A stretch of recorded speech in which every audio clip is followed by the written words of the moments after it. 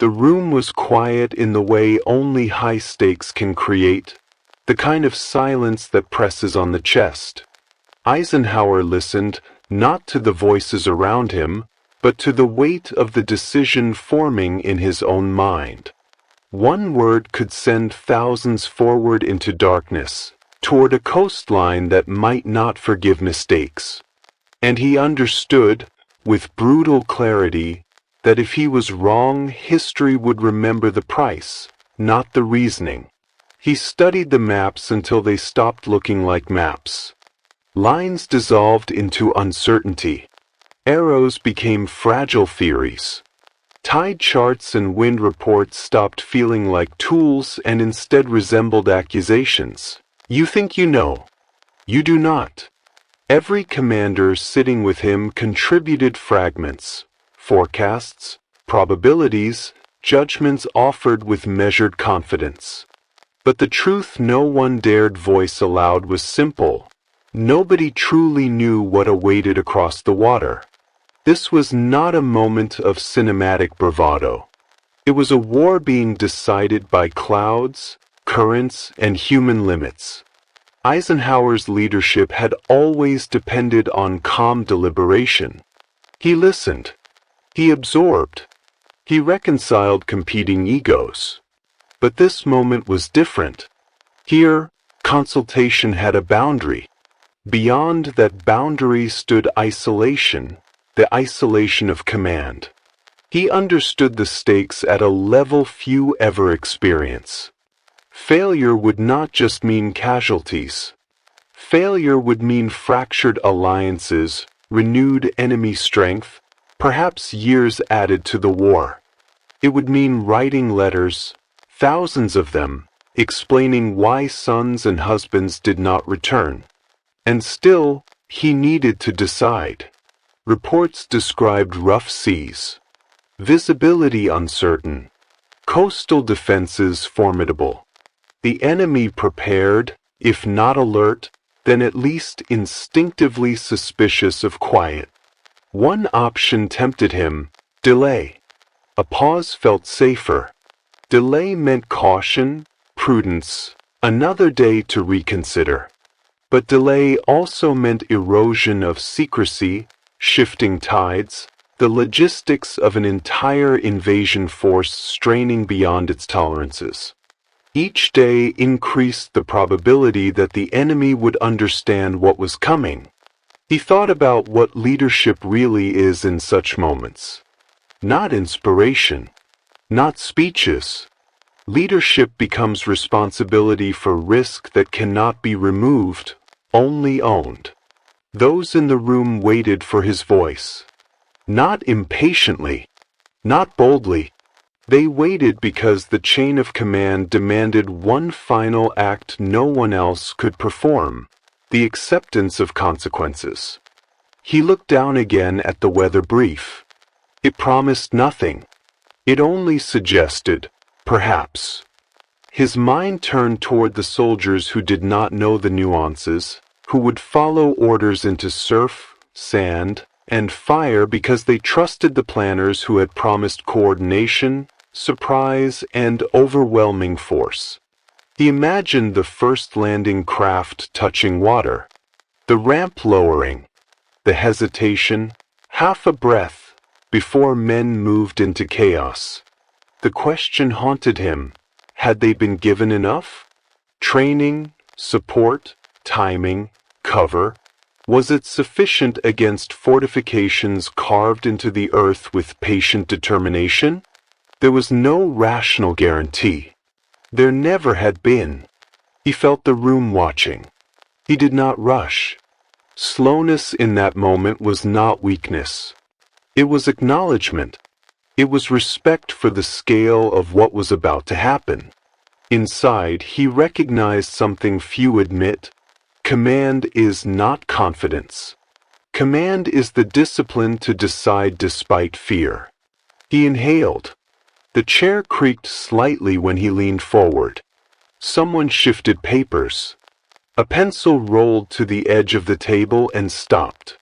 He thought, very quietly, that the operation might fail, catastrophically. And yet, at some point, reflection must end. Decision must speak. His voice, when it finally came, was calm. Not triumphant. Not assured. Simply resolved, because resolve was all he had left to offer. But even as the words left his lips, another thought formed, a realization that would stay with him long after the order moved down the chain. The impact of this choice would not be measured by the plan or by intention. It would be measured by what happened when the first wave touched the shore. And the true consequences had not appeared yet. Night moved across the channel like a slow, uncertain tide, and with it came the kind of waiting that exposes every hidden fear. Orders had been issued. Movements were already underway. Yet Eisenhower felt as though the decision still hovered, unresolved, suspended between possibility and disaster. He walked more than he spoke. Corridors became places to think. Each turn, each doorway, each quiet step gave him room to evaluate what could no longer be changed. The staff around him moved with disciplined purpose, voices low, gestures precise. They were executing a plan that had taken months to construct. But even the best plans reveal their fragility once they leave paper. Intelligence updates trickled in. Nothing catastrophic. Nothing reassuring. Simply fragments, reports on winds, movement of ships, occasional intercepted communications that raised questions rather than offering clarity. He absorbed each piece, placed it into the architecture of his mind, and found that the structures still wobbled. There was a particular loneliness that came after issuing an irreversible order. Before the decision, discussion is possible. Options exist. Advisors speak. Afterward, silence grows. Everyone shifts from "should we" to "we must," and the person who decided bears the knowledge that it might have been wrong. He thought about contingency notes. Somewhere, folded in his pocket, was a message he had written, a few lines prepared in case the operation collapsed. In it he accepted full responsibility. No excuses. No deflection. Just ownership.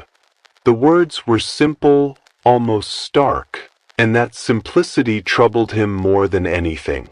Writing it had felt like staring into the abyss of failure before stepping toward it anyway. He did not dramatize it to himself.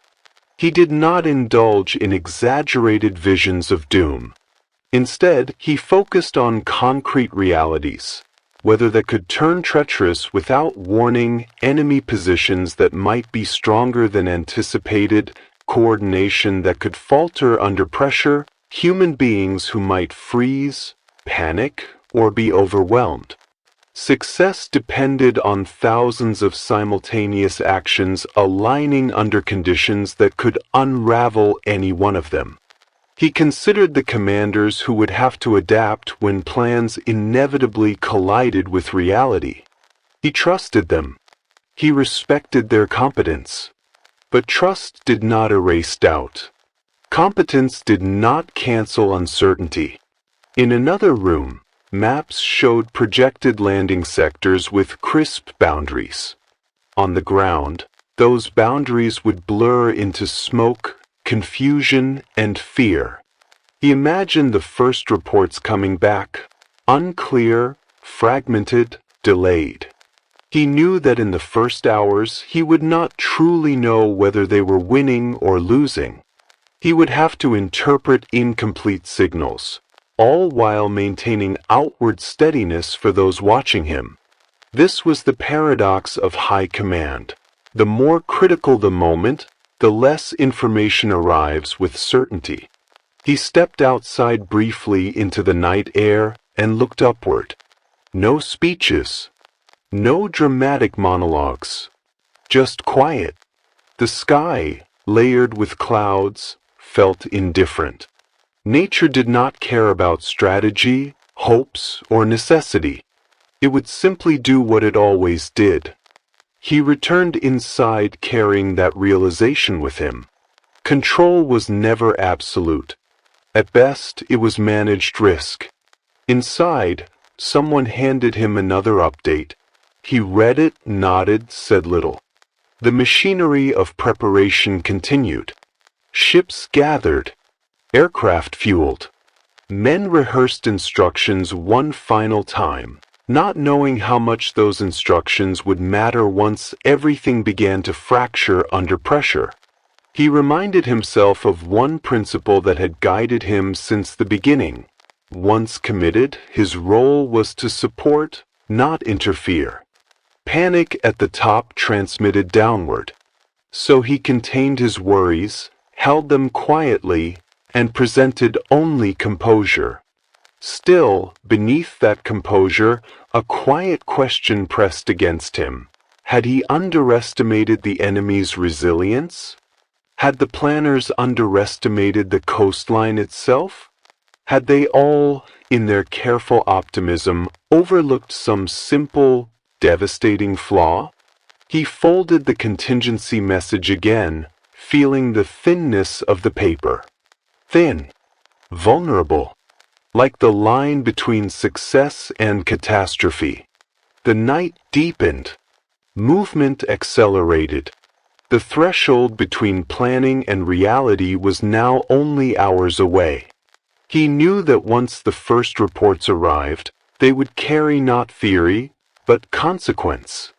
And he sensed, with growing clarity, that whatever was about to unfold would test not only the men on the beaches, but the limits of his own judgment in ways he had not yet fully imagined. The first hints of what was coming had not yet reached him. Dawn moved slowly, not as light, but as awareness. Reports began to arrive, hesitant at first, like uncertain footsteps entering a quiet room. Some were brief, nearly cryptic. Others were longer, yet somehow said less. Radio interference, gaps in communication, delays, static where there should have been clarity. Eisenhower leaned over the table, listening, reading, always aware that everything presented to him had already been filtered by time, distance, and confusion. He did not expect perfection. He expected ambiguity. Yet ambiguity, when lives are already in motion, carries a different weight. It does not merely obscure truth. It allows fear to invent versions of it.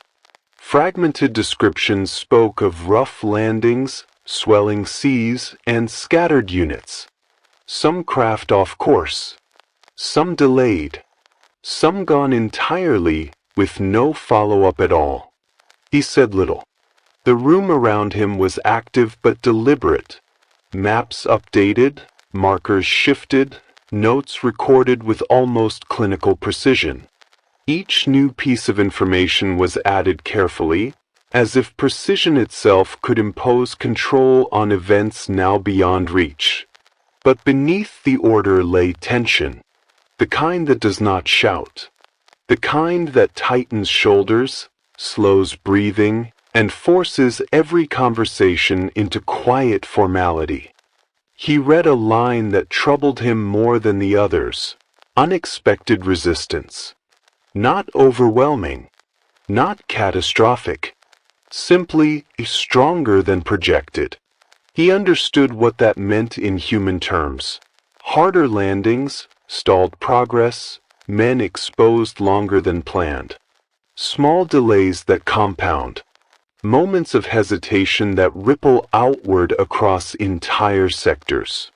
He thought of doctrine, of exercises, of assumptions modeled and remolded for months. War planners build confidence in structures, but the enemy builds defenses in earth and steel do not care about models. He pictured the beaches, not as lines on paper, but as terrain. Wet sand, shallow slopes, Machine gun positions buried invisibly into bluffs. Water that drags and slows.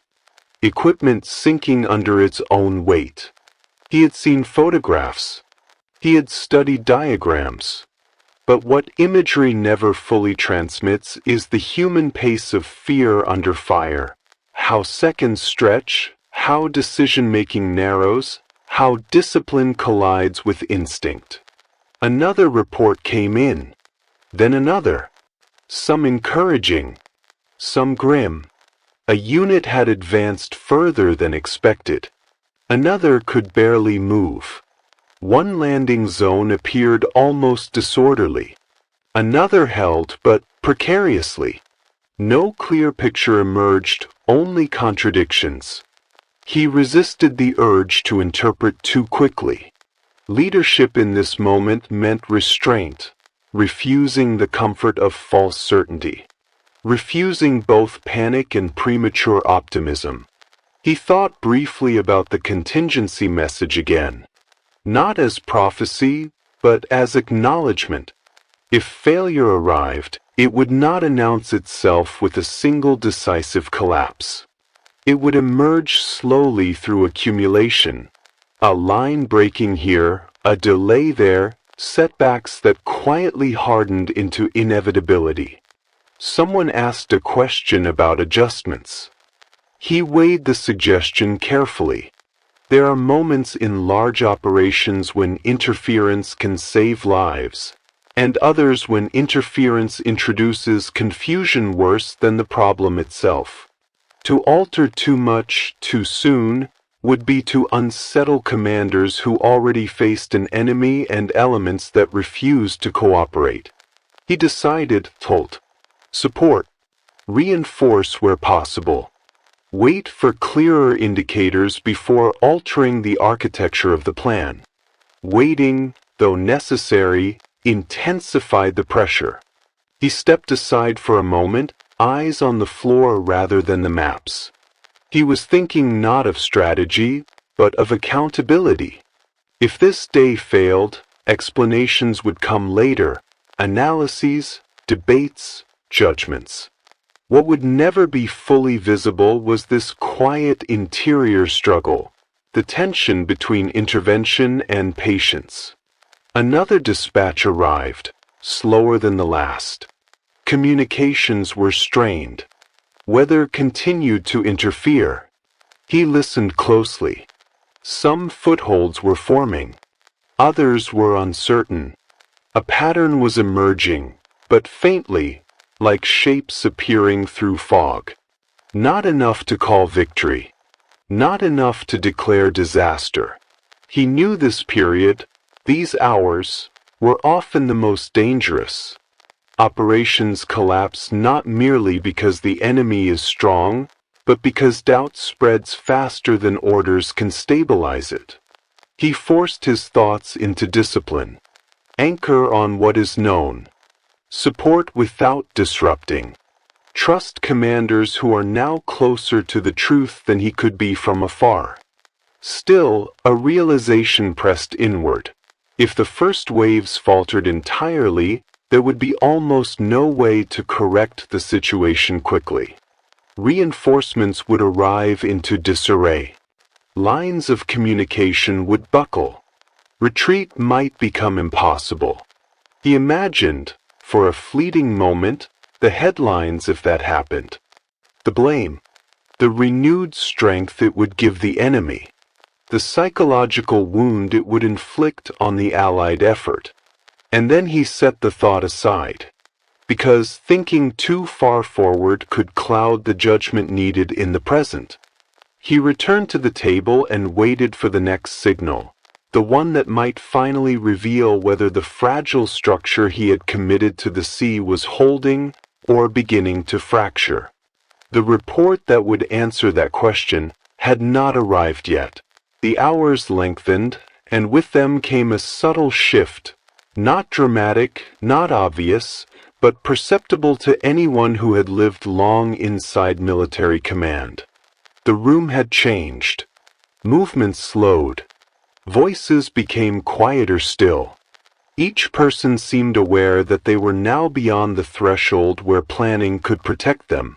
More reports arrived. Some offered progress. A few positions had been secured. Units were linking up in places. A beachhead, faint, incomplete, was forming. But other messages carried a different tone. Heavy casualties in certain sectors. Landing craft swamped and broken. Equipment lost before it could be used. Entire companies struggling simply to get off the shoreline. And in between the lines, Eisenhower saw something unspoken: improvisation. Soldiers, officers, engineers, all forced to adapt in the absence of what had been expected.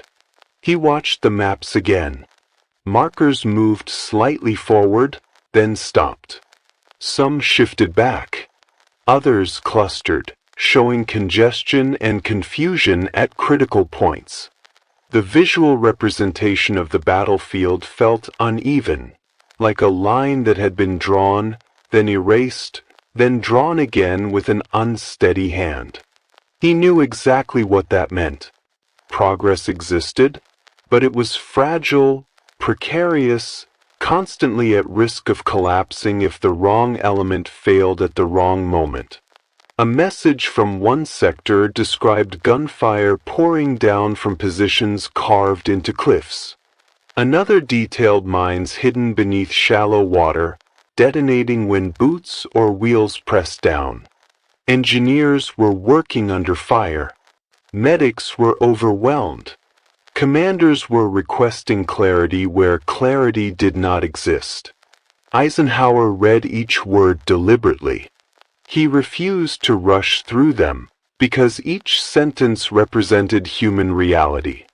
Not numbers, not abstractions. Actual men, pressed flat against sand, drenched, disoriented, pushing forward because the alternative was worse. He felt the temptation to widen his involvement. He could send directives. He could demand more detailed intelligence. He could intervene in the chain of command, asserting top-level authority as fear grew. But deep within, a disciplined voice restrained him. Interference from distance might distort local judgment. Those closest to the fight were confronting realities he could only imagine. So he chose a harder form of leadership. He stayed present. He listened. He reinforced support rather than rewriting orders. Inwardly, however, the sense of vulnerability intensified. Some sectors held. Others teetered. The entire operation felt like a structure built across shifting ground, supported by courage and timing rather than certainty. And he was painfully aware that the enemy, if they recognized the fragility, could counterattack in a way that exposed all weaknesses at once. He thought again about the possibility of failure, not in dramatic, sweeping collapse, but in relentless attrition, a gradual grinding down until momentum disappeared. History sometimes imagines defeat as sudden. He knew better. Defeat often emerges through accumulation. He stood for a moment, away from the table, hands clasped behind his back. He did not pray for victory. He did not bargain. Instead, he considered responsibility.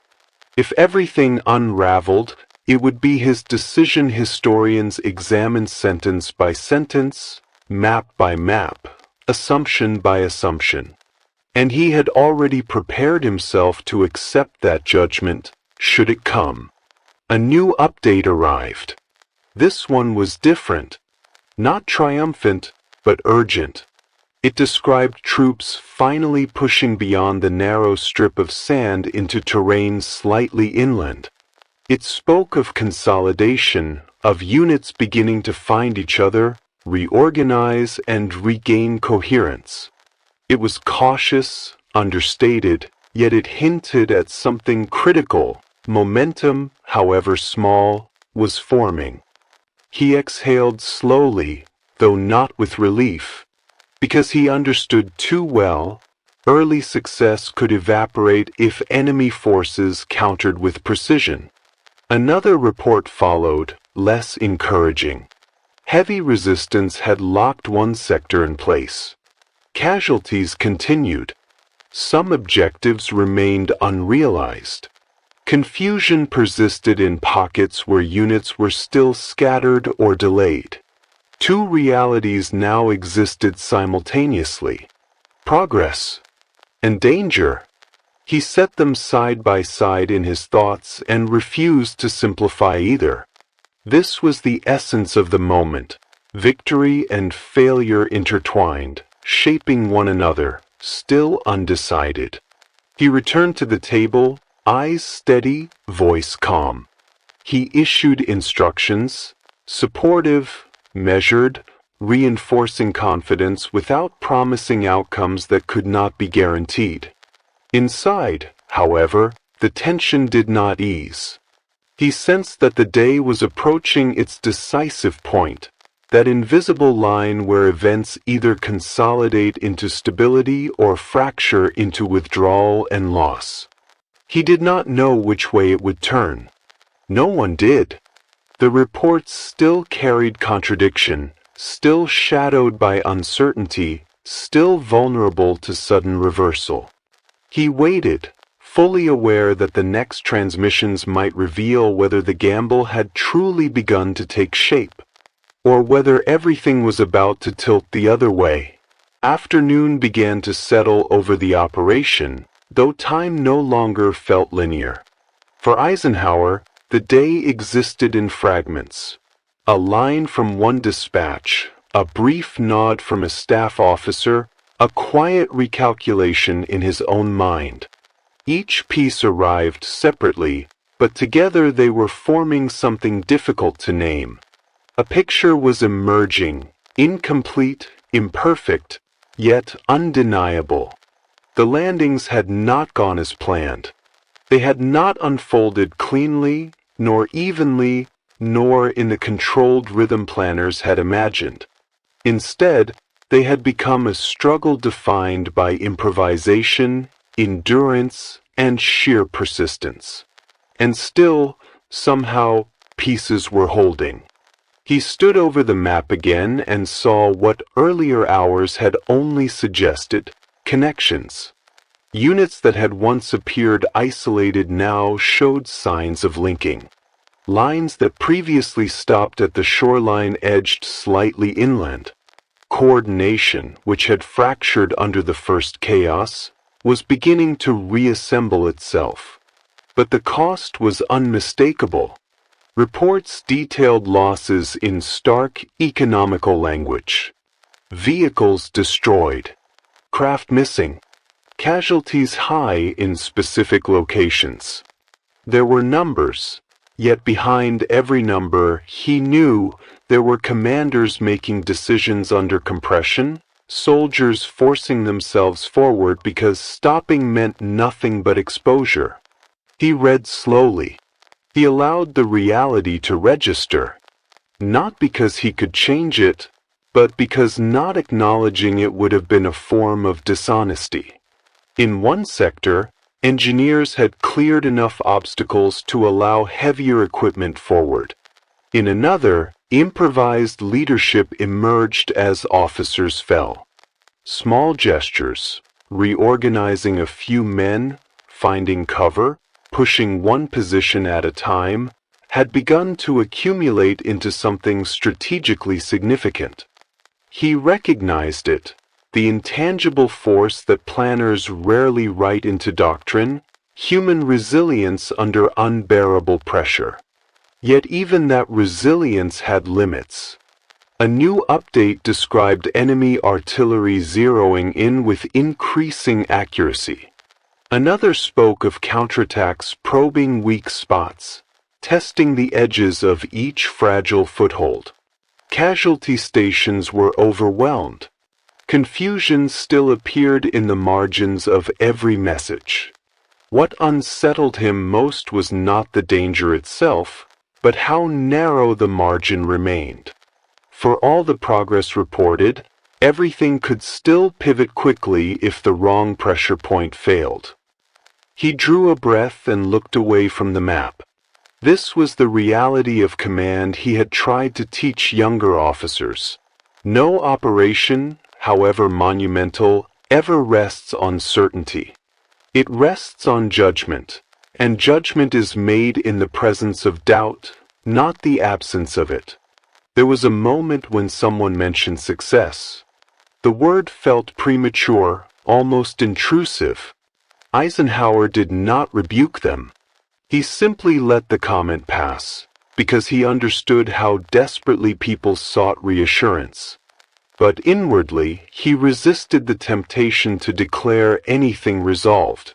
Victory is never confirmed in the first shadow of improvement. It must survive the weight that follows. He considered logistics, reinforcements, supplies, coordination between land and air, whether momentum could continue or whether fatigue, confusion, and resistance would erode it faster than they could sustain it. Strategic thinking resumed, not as abstraction, but as a continuation of the earlier moral burden. Support must arrive without disrupting. Pressure must increase without breaking those already at their limits. He issued guidance, steady, measured, disciplined. No sudden shifts. No dramatic gestures. Only reinforcement of what was beginning to take shape, while maintaining enough reserve to respond if something collapsed unexpectedly. The room sensed the change, although nothing dramatic had been said. People moved with slightly less hesitation, as if their bodies understood what their minds refused to name. The operation might, just might, be crossing the line from precarious to possible. But Eisenhower would not let himself indulge in relief. He knew the enemy still possessed strength. He knew countermeasures could still come. He had studied too much history to believe that turning points announce themselves clearly while they are happening. He remained quiet, thoughtful, watching as late reports came in, each one building upon the last. Progress inland. Improvised defenses forming. Units stabilizing positions. The picture was still imperfect, still strained, but increasingly coherent. And yet, under that slow emergence of order, one persistent question remained. Would the structure being built under fire prove strong enough to endure the night, when the enemy would have their own decisions to make, their own pressure to apply, their own chance to exploit every weakness still exposed? He did not answer the question, because it could not yet be answered. He simply stood, absorbing the weight of the day, aware that the operation had survived its opening shock, but knowing that the most decisive test might still be ahead.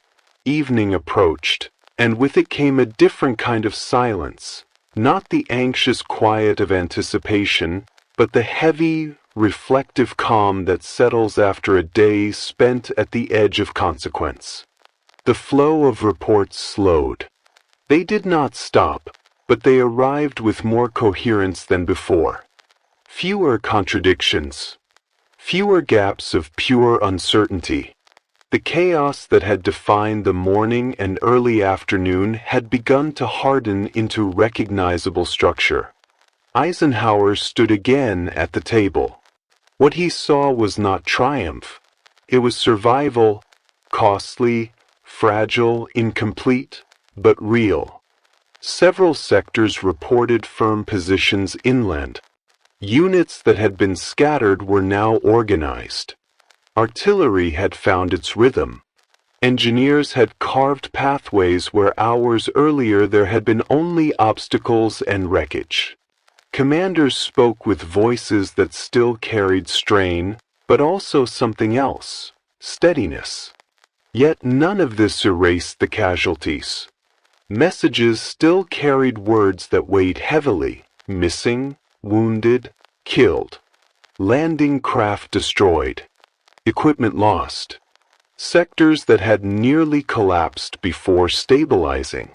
The reality of the day was etched into every brief line, not dramatic, not exaggerated, simply factual in a way that allowed the reader to understand the depth of cost without needing description. He took it in with sober clarity. Success, if it was forming, had been purchased with lives.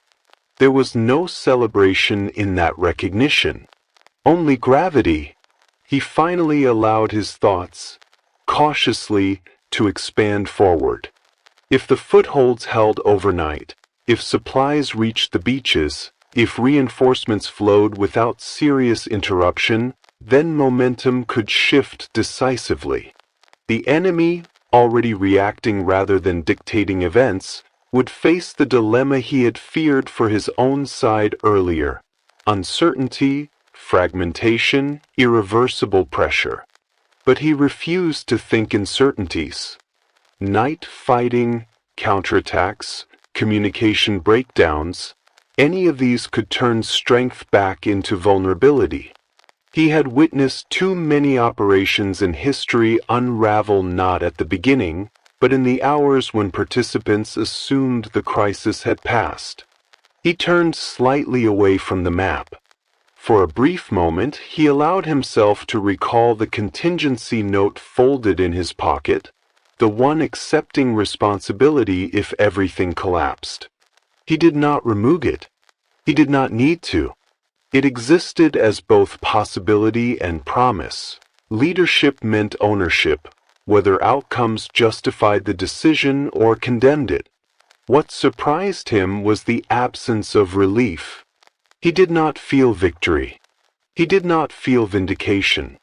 He felt the enduring solitude of command, the knowledge that even decisions that seem to succeed leave questions that linger. Could planning have reduced the cost? Could timing have been better? Could more have been done to spare lives? The answers would come later, carried by historians, analysts, and survivors. But in that moment, all he possessed was the recognition that the operation had reached a threshold many feared it would not cross.